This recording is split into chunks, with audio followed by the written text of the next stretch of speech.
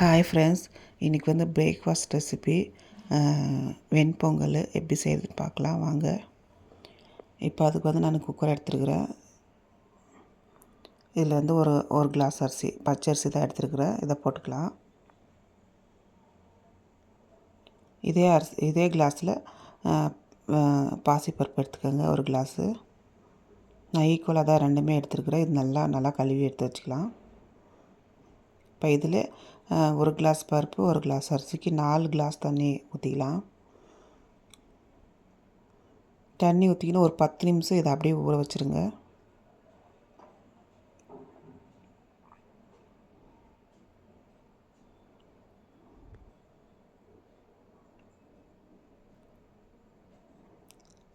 உப்பு கொஞ்சமாக போட்டுக்கலாம், மஞ்சள் கொஞ்சமாக போட்டுக்கலாம்.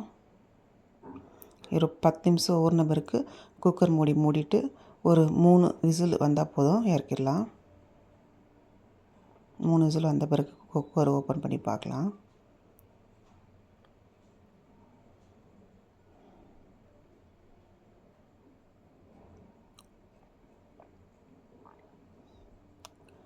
பாருங்கள், நல்லா வெந்திருக்குது பருப்பு அரிசியெல்லாம்.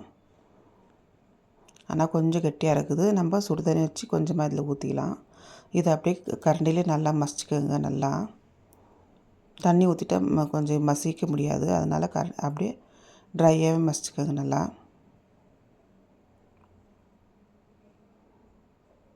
இப்போ கொஞ்சமாக தண்ணி ஊற்றிக்கலாம், சுடு தண்ணி.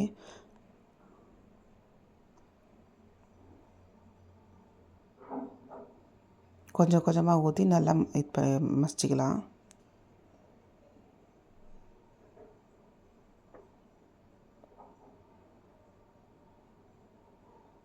இன்னும் கொஞ்சம் கூட ஊற்றிக்கலாம்.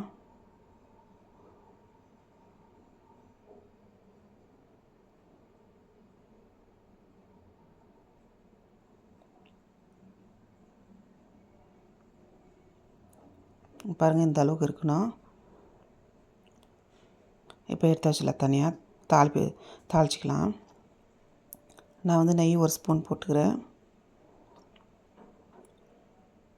முந்திரி திராட்சை வறுத்து எடுத்து வச்சுக்கலாம்.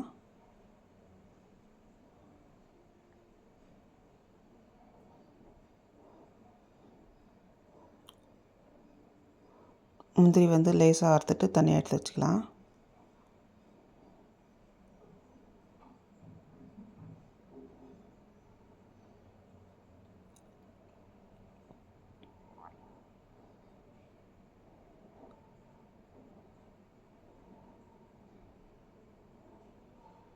இப்போ வந்து மிளகு ஜீரகம் ஒரு அரை ஸ்பூன் தான் எடுத்துருக்குறேன்.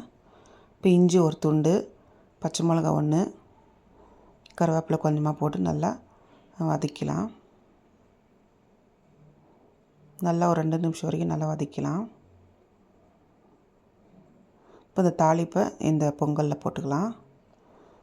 இது நல்லா கலரி விட்டுக்கோங்க. போட்டுக்கின்னு லாஸ்ட்டாக கொத்தமல்லியும் போட்டுருங்க.